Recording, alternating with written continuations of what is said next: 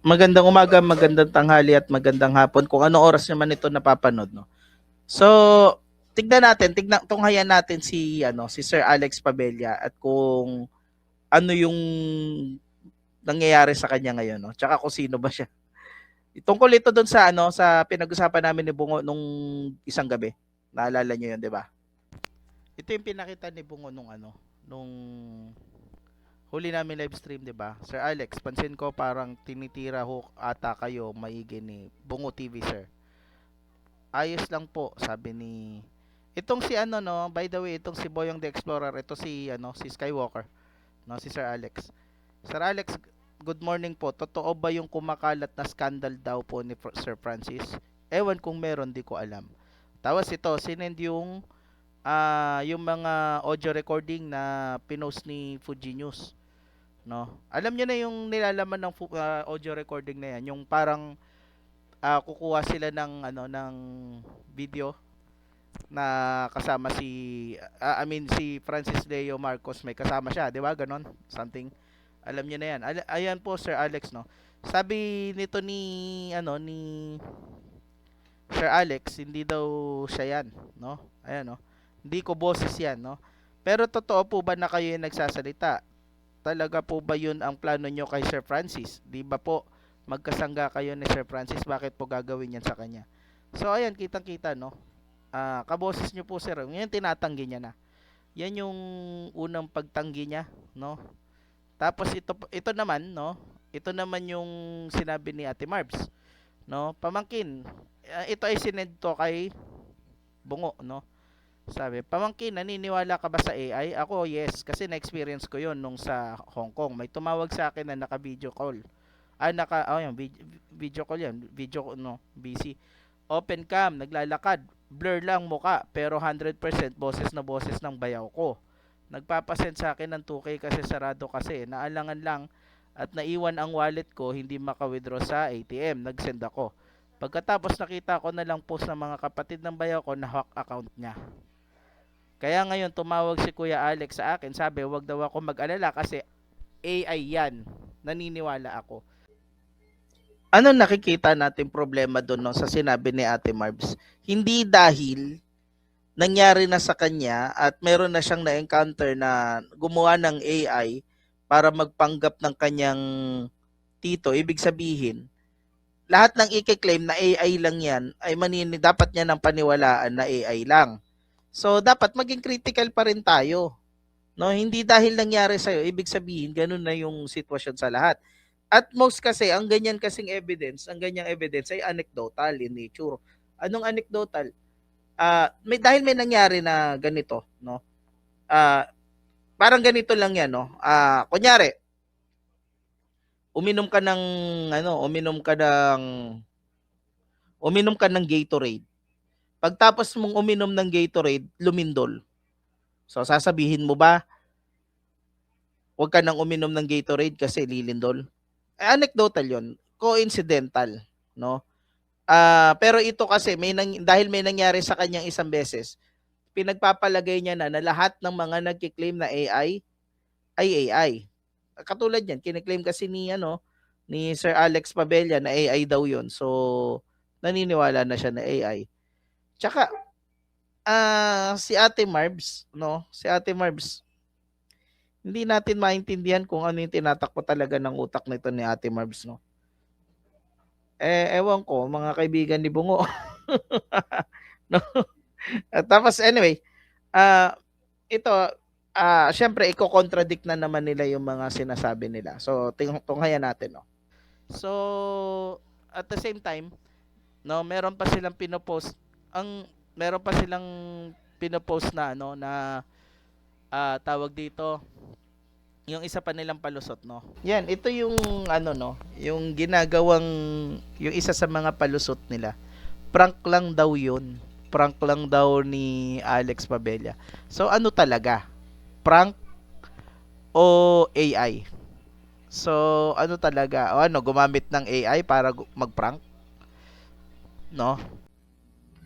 Si Sir Alex, makikita natin na idol din pala niya si FLM kasi ginagaya niya, no? Pwede nating sabihin na siguro ito si Sir Alex ay talagang seryoso itong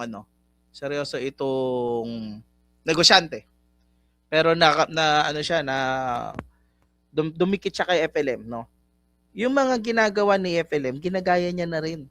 Remember, no, hindi dahil mayaman ka o meron kang mga material goods o hindi ka na capable na gumawa ng mali. Hindi ka na capable na magsinungaling. Hindi ka na capable na manloko. So, ito, panoorin natin tong video na ito. Kasi, sumasalamin ito kung ano bang meron nito si Sir Alex, no? Sir Alex Pabella. Tsaka, kung paano niya dinidebunk yung mga allegations, no, ni nila Fujinius at saka ni paano siya nakakatulong kay FLM, no, na sa mga allegations sa kanila. Okay? Junior, ang kinuha mo? Damit boss, kumuha ko ng damit. Oo. Di ba, food panis, Don Sebastian, meron ba kayo nito? Land Cruiser Ayan, tinatanong nung mga katoto nito ni Sir Alex Pabella, si Food Panis, si Fujinius yun, di ba? At saka si Debunk, kung meron daw ba yung ganyan, Land Cruiser. O sige, pakinggan nyo. Cruiser? Wala. Bakit kaya, hindi ba niya napapansin na, na hindi naman yan yung pinag-uusapan dito. Ang pinag-uusapan dito ay yung mga panloloko na ginagawa nila doon sa mga taong bayan, 'di ba? Hindi naman yan talaga na ano yun, ibig sabihin na may Land Cruiser ka, hindi ka na capable na mang-scam ng tao. Ganun ba yun? Panis kayo. Hindi na kasi gumagana yung mga ganyan ngayon. Yung mga flex ka ng flex kung anong meron ka, no? Tapos sasabihin mo inggit lang kayo. Remember, no, hindi ka nagagalit sa isang tao dahil sa inggit. At hindi lahat ng pagkomento ay pagkainggit o pagkagalit. Katulad niyan, nung nakarang araw nagko-komento lang tayo kay Sir Pabella, no, Sir Alex at saka kay FLM at kung ano yung dynamics nila. Well, hindi naman tayo nagsabi ng masama tungkol kay Sir Alex. Pero kino-question natin yung motivation niya, yung motivation at yung intention niya kung bakit parang nilalaglag niya si FLM.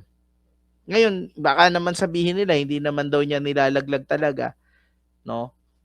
Pero kayo magpasya, no? Isulat niyo diyan sa baba kung ano sa tingin niyo. Nilalaglag na ba niya si FLM o akala lang natin 'yon? Pwede kayong mag-comment diyan sa baba, no? Bashers are welcome.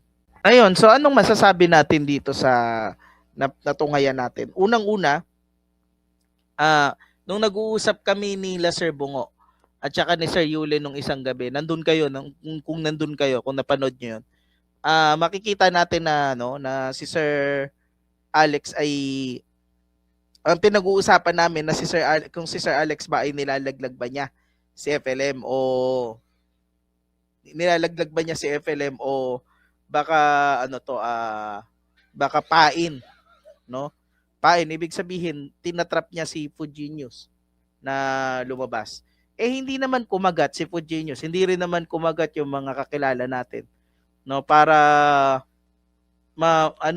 kumagat dito sa scandal na ito, no. So dahil diyan, tapos na-booking pa si Sir Alex. So ngayon binabawi niya. Pero ito yung tandaan niyo.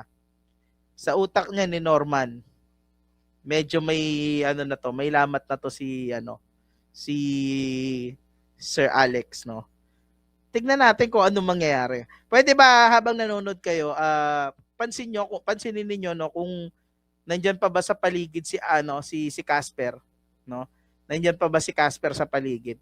Ako naniniwala ako na na si Sir Alex ay malapit ng nagse-save face na lang sila kasi nape-preempt yung mga pinaplano niya, no? Kasi una sabi niya AI, tapos ngayon prank, nanloloko lang daw, no? So ano talaga? So tsaka by the way, no, kung gusto mo tong video na to, mag-subscribe at saka mag-subscribe at saka mag-like dito sa aking video at kung kayang-kaya, super thanks. Joke lang, sige. Pero well, sige, bye-bye.